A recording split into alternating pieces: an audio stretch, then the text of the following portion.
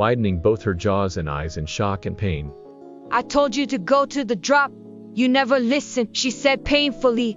Do you have the disc? Agent Mike Harvey said. Yes, but my mom is in pain.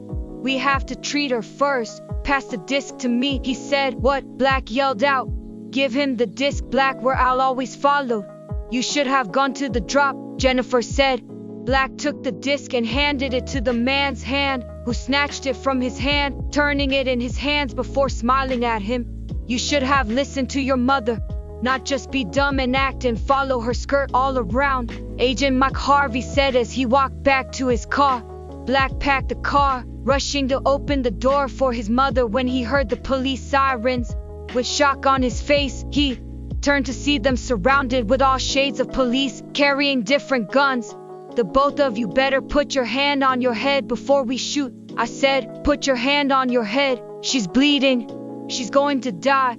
She's ducking, bleeding, Black yelled out. A bullet rang in the air, the officer shooting at the floor to scare them. Now put your hand on your head or else the bullet would be going to your head next and not the floor, he yelled out again. Chapter 1. A middle-aged man in his early 30s seated in front of his laptop, tapping his hand on the desk frantically as his eyes stared at the screen. His jaw clenched, and his eyes void of any playfulness. His heart skipped a beat when he heard the buzzer on his table go off and his secretary entered the room. Evening, sir, Juliet greeted. How are you, Juliet? He asked, spinning himself in the chair slowly as he gulped down. Are we working late tonight? She questioned, her eyes darting to the table. PG-20. Of course not. You may leave. I'll leave the office soon too. All right. What time should I arrive tomorrow? She asked him, tucking her 9mm gun in her waist. Have some time to yourself, have breakfast, and then you can start coming, Peter said, his lips curling into a smile. All right, sir, Juliet nodded, turning and walking out of the room. Peter pressed a button on the table again, closing the door as he turned back to the laptop. The file he was downloading was done, gulping down again before clicking the play button and watching it. Anger consumed him at every second of the video. Slamming his hand on his table, his veins popped up on his head as he removed the disc. Fuck, he cursed out, breaking it in 2 pieces and crushing it more before packing it into a nylon. Mark always borrow money from the deadliest people, always getting us into PG-22 trouble every fucking time, he muttered as he clenched his jaw.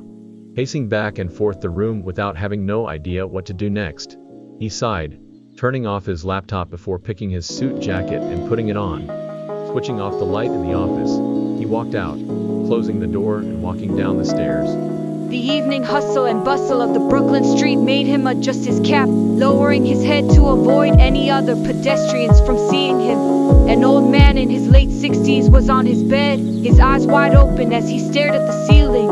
He took a deep breath, exhaling it out again and doing it repeatedly. His alarm buzzed from the table, his feet rising from the bed immediately as he picked it up and turned it off. He took a handkerchief and picked his 9mm shotgun on the table, wiping it clean, picking up his phone and dialing out a number. Eric, I'm ready, come pick me up, he said, cutting the call immediately.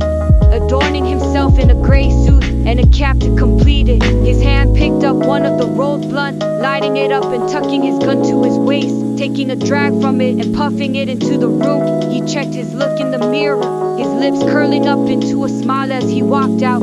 He checked his phone for the umpteenth time that they've got into this place, dumping the half-smoked blunt to the floor outside the window before a text entered his phone. His eyes checked his 2 sides as he saw a black car parked beside them, opening PG-25 the door and taking a newspaper in, his cap covering half of his face. He walked forward. Mr. Jeffrey, the man he had been waiting for, called out. Christopher, long time, he replied. I don't have enough time to waste with you, so I'll go straight to my point.